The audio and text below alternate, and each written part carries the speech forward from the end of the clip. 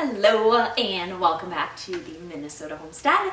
I am very thrilled to be talking to you about our vegetable garden. Since we bought our homestead 3 years ago, this has been something I have been particularly eager for, but with our first year plus being spent tearing things down and dragging out trash, and then the next year plus building our cabin, and then recently getting to our woodshed, you have the orchard and the bees and everything in there, it just isn't something we've had time for yet. But come spring 2021, we will be starting our first vegetable garden, and I could not be more delighted. So I am going to talk to you guys today a little bit about a couple of the different things that I have done to help us prepare for our veggie garden. I'll do other posts over the winter about some specifics, including succession planting, companion planting, why we are going to be using mushrooms in our garden, how we are going to be adopting and why we're going to be adopting a no-till practice, and different things like that. But today I just wanted to share with you a couple of things we did regarding to companion planting. I am going to give a quick overview of that, and then I'm going to show you some of the different things I did to plan our garden. If any of you are embarking on that journey, I hope some of the information that I share will be of help to you. I just also hope that if you have any tips or tricks about how to put together your vegetable garden, you would be kind enough to drop them in the comments so we can benefit from your expertise going forward. And then as we plant in the spring and in subsequent years, I will make sure to check back with you guys and let you know how our garden is doing, what we've learned, what we would have done differently, and all that. Also, down below in the description, I will post a link per usual, and you can use that to get over to our blog. I've made a companion blog post about companion planting, so you can check that out. And then some of the things I'm going to show you today, you can find those documents there if they are something that would potentially serve you well. So to talk you through my thought process in preparing our garden, I am going to share a little bit of information I have on a spreadsheet here. This is one of the things I have in my blog. I posted this specific one so you can see exactly how I put it together, but then I posted a blank copy as well if you wanted to use this as a template to plan on your own.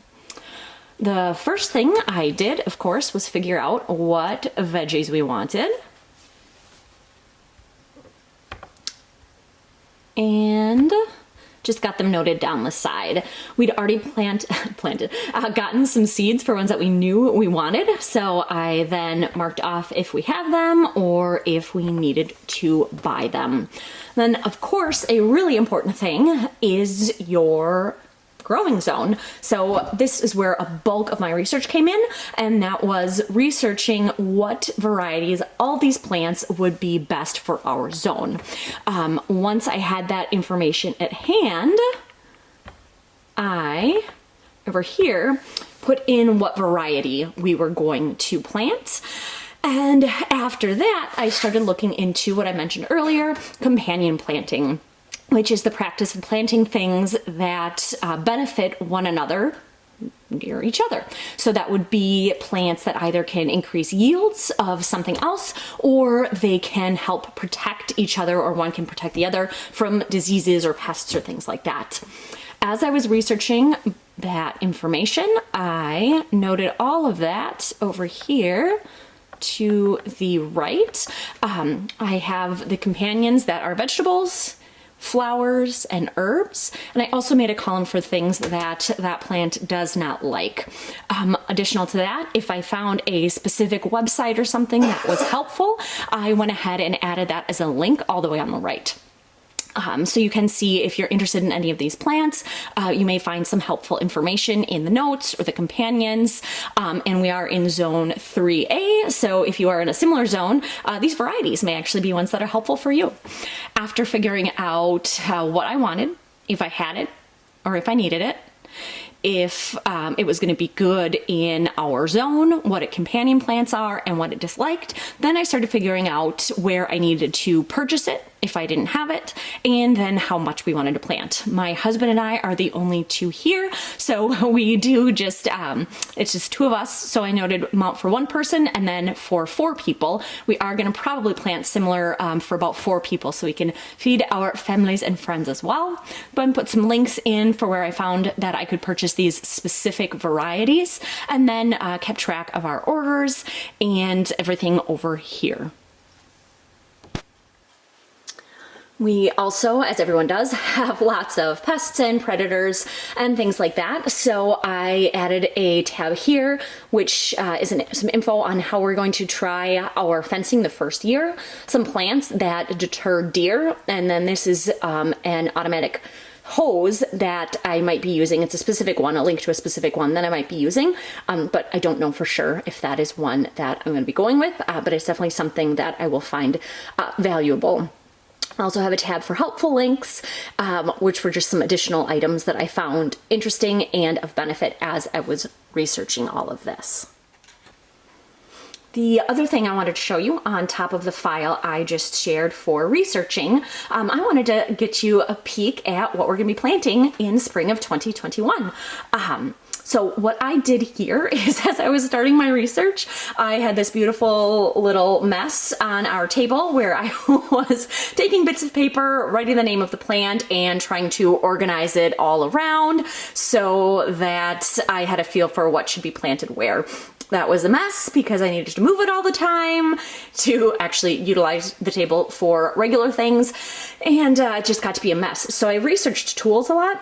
I actually found the old Farmer's Almanac planning tool to be extremely helpful and useful. So that's what I'm sharing with you here. So you can see up top, this area right here, can you see the mouse real well? This area up here are actually not going to be rotated. I mentioned before that I'll post about succession planting, and that is something we're going to use most of our garden every year. But these specific parts up top are not going to change.